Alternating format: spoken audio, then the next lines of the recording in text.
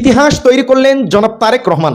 দীর্ঘদিনের জনগণের যে ন্যায্য একটা দাবি ছিল সেটা পূরণ করছে বিএনপি সরকার। আলহামদুলিল্লাহ, এই প্রথম মনে হচ্ছে জনগণের সরকার নির্বাচিত হয়েছে। দারুণ সিদ্ধান্ত নিয়েছে বিএনপি সরকার। দেশের স্বার্থ সবার আগে, ভারতের স্বার্থ পরে। মাননীয় প্রধানমন্ত্রী তারেক রহমান, সাব্বাস, এবার আপনি জায়গা মতো হাত দিয়েছেন। এবার দুর্নীতি বন্ধ হবেই হবে। আজকে প্রধানমন্ত্রী তারেক রহমান চমৎকার একটি কাজ করেছে।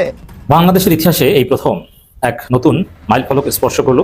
বাংলাদেশ এক নতুন মাইলফলক স্পর্শ করেছে, যে কারণে এবার গোটা দেশের মানুষের আন্দোলনের চাপে পড়ে এই ইসলামী ব্যাংকের চেয়ারম্যান পদে খুরশেদ আলমের নিয়োগ বাতিল এবং এবার ইসলামী ব্যাংকের চেয়ারম্যানের গদি হারিয়ে ফেলেছে এই আওয়ামী দোসর খুরশেদ আলম।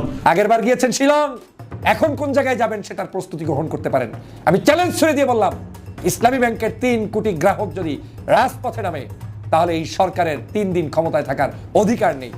বাংলাদেশ জামাত ইসলাম যদি চায় বিএনপি ক্ষমতায় থাকবে, যদি জামাত চায় বিএনপি ক্ষমতা থেকে পড়ে যেতে হবে। এটাই বাস্তবতা। পারলে এই চ্যালেঞ্জটা গ্রহণ করুন, পারবেন না। সাসপেন্ড হয়ে গেলেন শুভেন্দু অধিকারী, 30 দিনের জন্য বিধানসভায় সাসপেন্ড। আরো 3 বিধায়ক সাসপেন্ড। এ নিয়ে তৈরি হয়েছে রাজনৈতিক তরজা।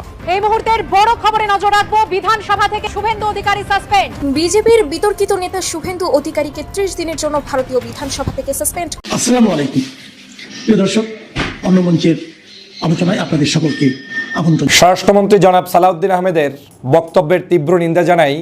তিনি বলেছেন যে মির্জা ফখরুল ইসলাম আলমগীর ইসলাম না, জামাতে ইসলাম ইসলাম না, ইসলামী ব্যাংক ইসলাম না, সব কিছুতে ইসলাম টেনে আনা ঠিক নয়। আমি মনে করি মির্জা ফখরুল ইসলাম আলমগীর সাহেব ইসলাম নয়, এ কথাটি সত্য। কিন্তু বাংলাদেশের প্রেক্ষাপটে বাংলাদেশ জামাত ইসলামী ইসলাম, ইসলামী ব্যাংকও ইসলাম, এবং বাংলাদেশের প্রেক্ষাপটে পরিশুদ্ধ ইসলাম বলতে বাংলাদেশ জামাত ইসলামী এবং ব্যাংকিং সেক্টরে পরিশুদ্ধ ইসলামিক ব্যাংকিং সেক্টর বলতে ইসলামী ব্যাংক বাংলাদেশ। আর এই বিএনপি ক্ষমতায় আসার প্রথম দিন থেকে ইসলামী ব্যাংককে দখল করার চরম ধৃষ্টতাপূর্ণ অসৌজন্যতা দেখিয়েছে এবং এখন আবার সংসদে তালি মারা শুরু করে দিয়েছেন। আমি ধিক্কার জানাই। আপনি শেখ হাসিনার চাইতে বড় কিছু হয়ে যান নাই। আগেরবার গিয়েছেন শিলং, এখন কোন জায়গায় যাবেন সেটার প্রস্তুতি গ্রহণ করতে পারেন। আমি চ্যালেঞ্জ ছুড়ে দিয়ে বললাম, ইসলামী ব্যাংকের 3 কোটি গ্রাহক যদি রাজপথে নামে, তাহলে এই সরকারের 3 দিন ক্ষমতায় থাকার অধিকার নেই। বাংলাদেশ জামাত ইসলাম যদি চায় বিএনপি ক্ষমতায় থাকবে, যদি জামাত চায় বিএনপি ক্ষমতা থেকে পড়ে যেতে হবে। এটাই বাস্তবতা। আমার মনে হচ্ছে জামাত অনেক ভদ্রতার পরিচয় দিয়ে আপনাদেরকে ক্ষমতায় কিছুদিন সাথ দিতে চায়। বিএনপির সালাউদ্দিন সাহেব, তিনি আজকের গায়ের চামড়ার ভিতরে চর্বি জমে যাওয়ার কারণে নতুন নতুন করে ওয়াজ নসিহাত ফতুয়াগিরি শুরু করেছেন জাতীয় সংসদে। আজকের যেই জাতীয় সংসদে ইসলামী ব্যাংককে প্রোটেক্ট করার কথা, সেই সংসদে ধৃষ্টতার চরমভাবে উপস্থাপন করতে গিয়ে তিনি জামাত ইসলামকে ইসলাম নয় বলে তিনি সার্টিফিকেট দিচ্ছেন, অথচ তিনি ইসলাম কিনা সেটা নিয়ে তিনি তার নিজেকে প্রশ্ন করতে পারেন। আজকের আপনি সংসদে চরম মিথ্যার পরিচয় দিয়েছেন। আপনি বলেছেন নাবিল গ্রুপের 700 কোটি টাকা জামাত ইসলামের ফান্ডে গিয়েছে এবং নির্বাচন করেছে। মিন করার চেষ্টা করেছেন যে একটি পার্টির নাকি সেখানে তারা নির্বাচনের ফান্ডে খরচ করা হয়েছে। জামাত ইসলামের আমির বিরোধী দলীয় নেতা ডাক্তার শফিকুর রহমান সাহেব দৃঢ় কণ্ঠে সংসদে বলিষ্ঠভাবে এর প্রতিবাদ জানিয়ে বলেছেন যে I am taking absolute challenge, যে এই জায়গাটায় যদি কোনো ধরনের আপনারা দেখাতে পারেন যে 700 কোটি টাকা জামাত ইসলাম ফান্ডে নিয়েছে, সেই জায়গাটায় জামাতের আমির বলেছেন I am taking absolute challenge. পারলে এই চ্যালেঞ্জটা গ্রহণ করুন, পারবেন না। মিথ্যাচার করছেন যে জামাত ইসলামের লোকদেরকে চাকরি দেওয়া হয়েছে, মিথ্যাচার করছেন যে নারায়ে তাকবীরের ধ্বনি দিয়ে ব্যাংক নাকি দখল করেছে। আমি এর পূর্বেও বলেছিলাম যে একটা নারায়ে তাকবীরের স্লোগানের ভিডিও পারলে দেখান যেটা জামাত শিবির নারায়ে তাকবীর দিয়ে ব্যাংকগুলো দখল করে তারপরে ভিতরে ঢুকেছে। জামাত ইসলামের নেতাকর্মীরা এই ব্যাংকের শুভাকাঙ্ক্ষী, শুভানুদ্দায়ী, এই ব্যাংকের সাথে সংশ্লিষ্ট। ব্যাংকটি একটি মানবিক মূল্যবোধের জায়গা থেকে সকলের কাছে নিরাপদ একটি ব্যাংকিং সেক্টর বিধায় আজকে তার সাথে শুভাকাঙ্ক্ষী হিসেবে জামাত সংশ্লিষ্ট থাকবে, এটাই স্বাভাবিক। শুধু তাই নয়, প্রতিষ্ঠাকালীন সময়ে যেই ব্যক্তিরা এখানে সংশ্লিষ্ট ছিলেন তার মধ্যে জামাতের ডিজিগনেশন প্রাপ্ত ব্যক্তিরা এখানে সংশ্লিষ্ট ছিলেন বিধায় জামাত দাবি করতেই পারে আমার ব্যাংক তুমি চুরি করবা না, ডাকাতি করবা না। আজকে যখন আপনি সংসদে দাঁড়িয়ে কথা বলছেন, এসালামের পক্ষে আপনাকে ডিবেট করতে হচ্ছে, তখন লজ্জায় সত্যিকার অর্থে আমাদের মাথা নত হয়ে যাচ্ছে। কি করে সম্ভব? আর এটা অবশ্যই সম্ভব, কারণ আপনি তো এসালামের গাড়িতে করেই ওই শিলং থেকে ফেরত এসে এয়ারপোর্ট থেকে তার গাড়ি ব্যবহার করেছিলেন। আমরা সে ব্যথা অনুভব করি। কিন্তু আপনি সেই সমালোচনা যখন পড়েছিলেন, তখন সেই সমালোচনার জবাবটা আপনি এখন সংসদে এসে আবার ওই চোরের পক্ষে গিয়ে ছাপাই গিয়ে তারপরে আপনাকে বলতে হচ্ছে। আজকের অবাক লাগে, যেখানে এসালাম প্রায় 1,25,000 কোটি টাকা লোপাট করেছে এই ইসলামী ব্যাংক থেকে। আপনি তার তদন্তের খবর নাই, আপনি তদন্ত করছেন কয় পয়সা কোন ব্যক্তি কোন জায়গা থেকে উঠাইছে, এবং সেই টাকাটা নাকি আবার জামাতের ফান্ডে গেছে, যেটার জন্য জামাতের আমির চ্যালেঞ্জ দিল। সেরকম একটি সন্দেহাতীতভাবে একটি বক্তব্য আপনি সংসদে উঠিয়ে তালি নেওয়ার চেষ্টা করেন সালাউদ্দিন সাহেব। ধিক্কার জানাই, আপনার ধিক্কার জানাই।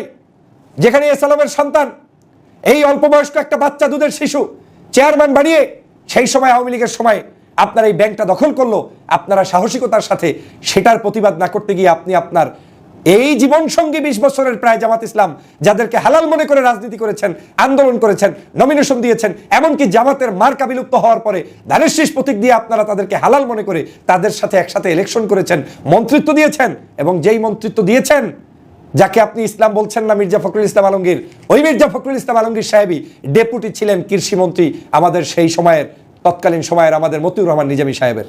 এখন পর্যন্ত কি প্রমাণ করতে পেরেছেন যে জামাত ইসলামের কোনো মন্ত্রী একটা পয়সা কোনো জায়গায় দুর্নীতি করেছে? এখন পর্যন্ত প্রমাণ করতে পেরেছেন বাংলাদেশের 54 বছরের ইতিহাসে জামাত ইসলাম কারো 10 পয়সার ক্ষতি করেছে? পারেননি।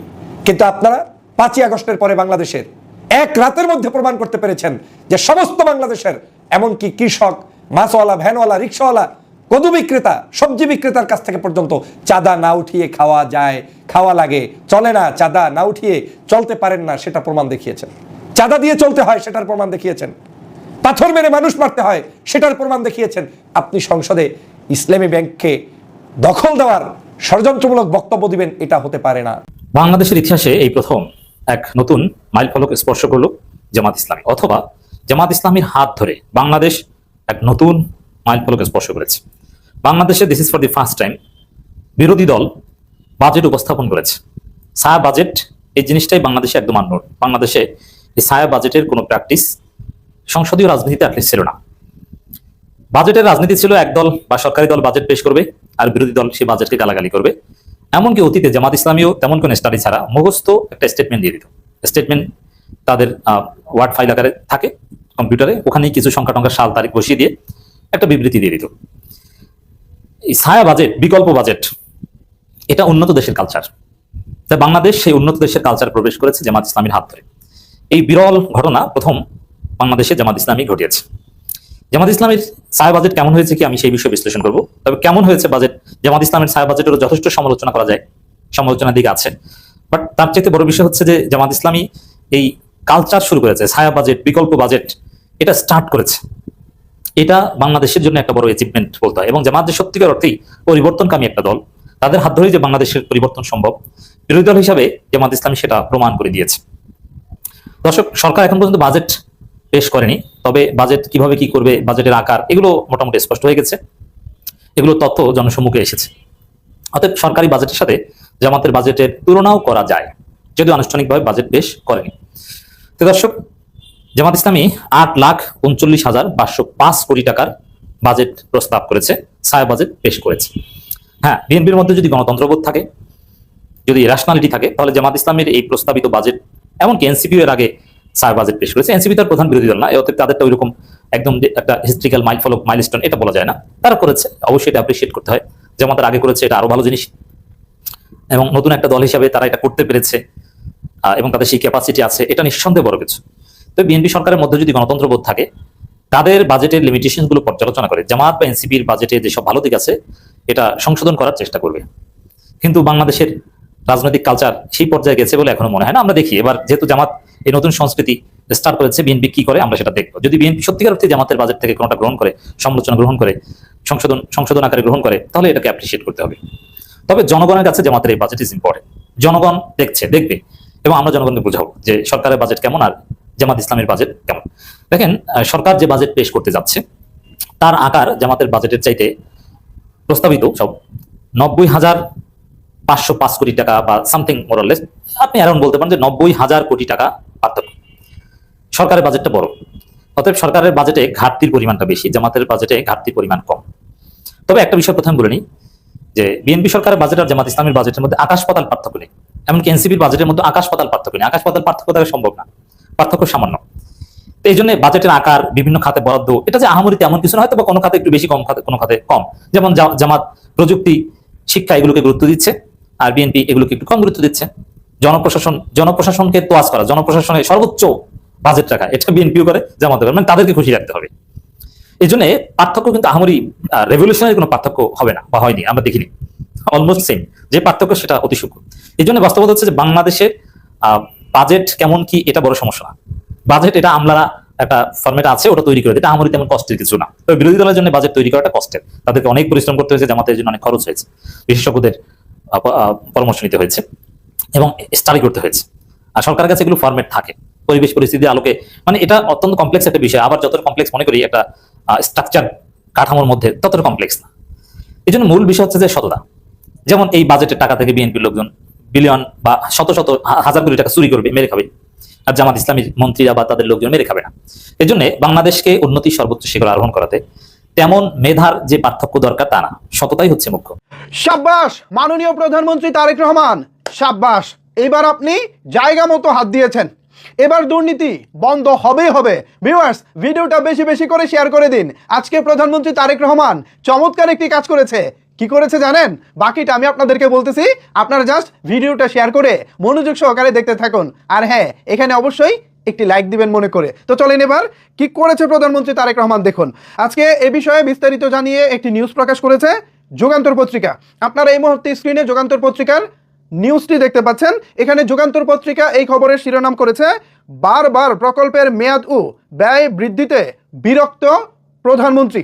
মূল খবরে বলা হচ্ছে, বারবার প্রকল্পের মেয়াদ বৃদ্ধি এবং ব্যয় বৃদ্ধিতে বিরক্তি প্রকাশ করেছেন প্রধানমন্ত্রী এবং একনেক চেয়ারম্যান তারেক রহমান।